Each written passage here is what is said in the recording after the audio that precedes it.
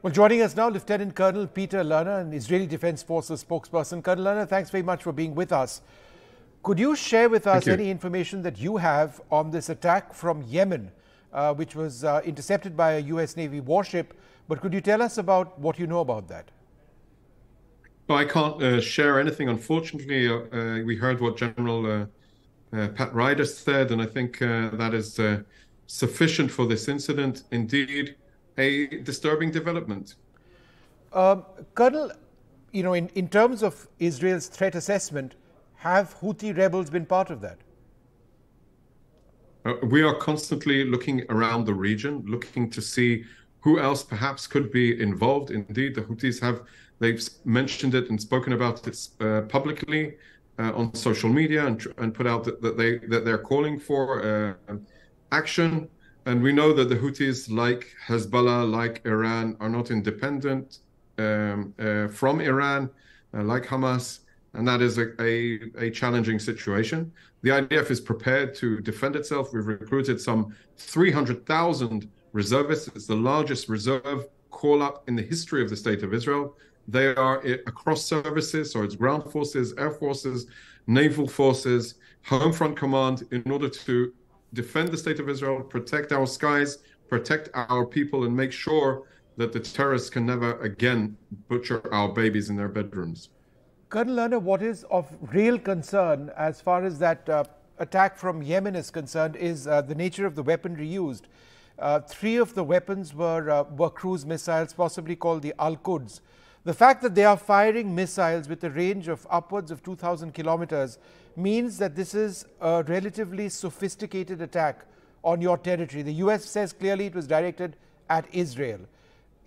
What sort of threat does this represent? Because there is a technology aspect here as well. The rockets that you see being fired, from Gaza are relatively short range, are essentially unguided, whereas this is a guided weapon fired at long range from a country which, has typically not targeted Israel before. We have extensive, probably the most extensive aerial defensive systems in the world. Yes. Our rocket with 3 tiers, short range, mid range, and long range and intercontinental ballistic missiles. So we're confident in our defensive capabilities, but we don't only rely on our defensive capabilities. We also utilize offensive capabilities. Anybody challenging Israel would be doing so very, I would say, irresponsibly. And we will defend ourselves, and that is the idea. And I'm not relating specifically to this attack yesterday because we know other neighbors have larger. Hezbollah has guided missile capabilities as well. They've proven it in 2006 when they targeted one of our battleships. So there is a reality on the ground, but we have, and we will continue to defend the State of Israel with all of the means that are at hand. And if this is borne out with more evidence, would it be fair to assume that these rebel forces in Yemen could be targeted by Israeli forces? I wouldn't want to jump to any conclusions at this stage. We are following the situation very, very cautiously. We are focused now against Hamas. Our efforts are very much focused in destroying the terrorist organization, making sure that they can never use the Gaza Strip as a staging ground to butcher Israelis, to murder Israelis, to conduct the atrocities against our people that they did on the 7th of October. And I remind you, there are 203 Israelis and dual nationals and foreign nationals that are being held by Hamas hostage. And our goal and our mission now is to bring them home and change the security reality on the ground for once and for good. Colonel Lerner, is there any clarity at all on these hostages? I think we've seen, obviously, 3 days ago now, Hamas published a video that they took from and distributed to the media and to social media of Maya Shem, who was at a music festival having a good time. They're trying to project that they're a humane organization by treating her, but we need to keep in mind that she wouldn't be wounded if they hadn't abducted her to begin with. And I would say it's just part of their psychological terrorism that they're trying to enforce on Israel. The situation is as such. We are obviously concerned about their well-being. We are obviously adjusting our operational activities in accordance to our understanding of the hostages situation, and it is influencing our operational activities. And finally, it's the families of 203 people are in extreme distress at this time. They have been torn to pieces in the last 14 days now. So I don't want to say anything beyond that because I don't want to jeopardize any efforts to bring them home, and I want to be respectable to those families. So I think that we'll leave that issue at this. At the same time, your forces, by which I mean your ground forces, are on standby, right? Nothing changes there. It's a tough question, and feel free not to answer this, but I must ask, is the delay in deploying ground forces directly related to negotiations to free the hostages in Gaza? The IDF will mobilize once we have an instruction from the government to do so, and when we are prepared to do so from a professional military perspective. We determine when we need to mobilize in order to continue our mission to destroy Hamas.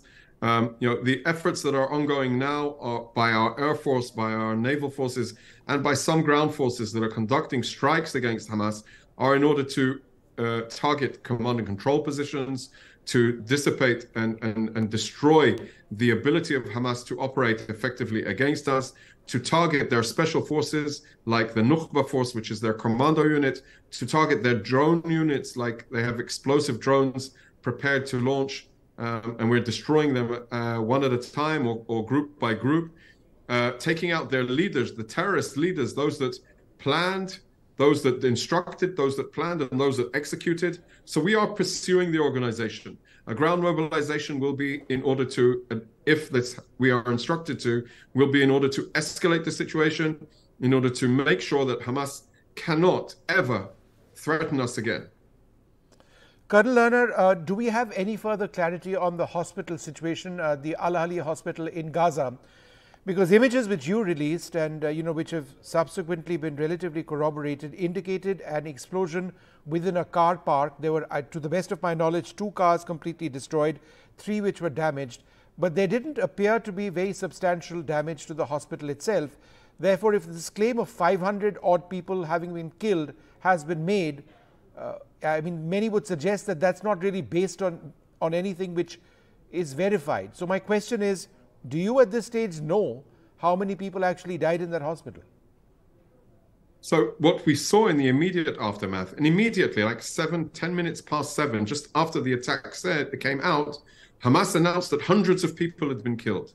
And there is a very, very important lesson in this event. And I agree with exactly what you said, the indication of the type of strike, the damage that was caused. It seems very, very unlikely that there are hundreds of people that were killed in this strike. Of course, we don't know exactly how many, but it is unlikely.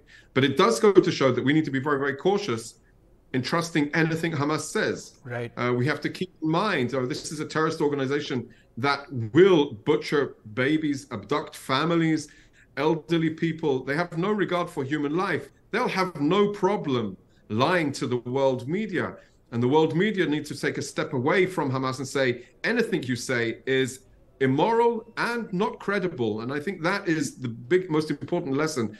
I can't confirm any of the deaths that they have said, and obviously I won't. I will only confirm the deaths that we are conducting against the terrorist organization. And we are conducting attacks against the leaders, against the operators, against the planners. All of those are free game, and we are targeting against them. And we have some successes with tens of terrorists that have been killed. We have terrorists that were involved and participated in the massacre on the 7th of October that we've identified from the videos themselves that they've so proudly published around social media. And we've been able to identify them and target them and kill them. We will pursue Hamas. We need to be, as media consumers, we need to be very, very questionable about anything Hamas puts out. And when I say Hamas, it's the entire Hamas institution, because there is no difference between Hamas and North Korea. They control all of the information coming out. There is no free press, no free ideas. And one example, just to exemplify this issue, the United Nations Relief Organization put out an announcement that Hamas had commandeered fuel and medical supplies from one of their compounds. They deleted it. Why did they delete it if there is a free press or freedom of expression in Gaza? They deleted it because they're afraid of their safety, because they know that this terrorist organization has no regard for human life. No, so Colonel Lerner, I get that. But let me ask you this, sir. In as much as there are concerns of humanitarian aid, food, fuel, etc., moving into the hands of Hamas, there are innocents on the ground who need that. And therefore, where are we at this stage on getting in humanitarian supplies? Okay, I was listening earlier to the United Nations Secretary General. I know Egypt is pushing forward in order to bring in humanitarian supplies. Indeed, we are concerned that Hamas will commandeer that and use it not for the people, but for their restocking, reorganizing, and taking more control in order to be better prepared for any military operation that could happen. I feel very, very sorry for the people of Gaza. They've been let down miserably by this Hamas government.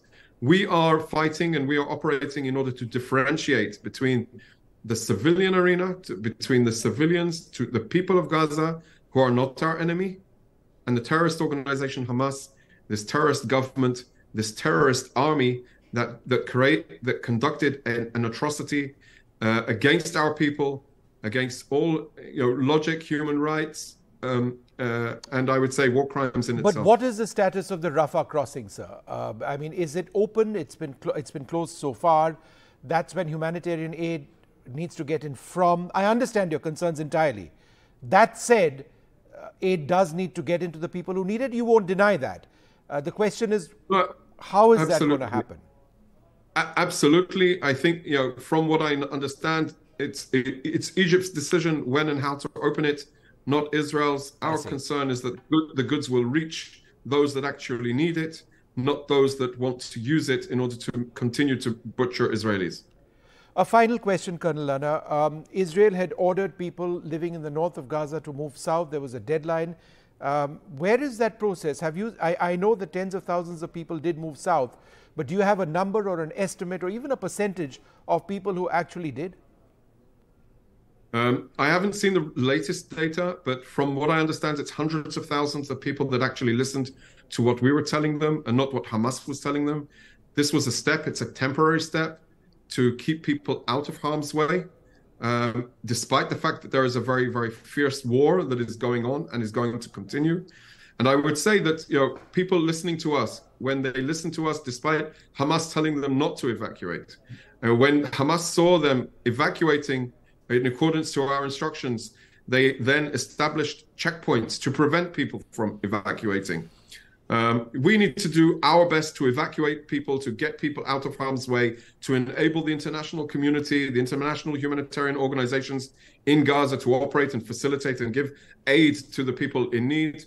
And indeed, our call to all of the players in the region. It's not only Israel being held hostage. It's not only 203 Israelis and foreign nationals in Gaza that are being hostage. Yep. It is also the 2 million people of Gaza that are not involved and are not Hamas that are also being held hostage by this terrorist organization. It's time for it to end. All right, Colonel Lerner, thank you very much, sir, for sharing your insight and details of what you see on the ground over there. Thanks very much indeed.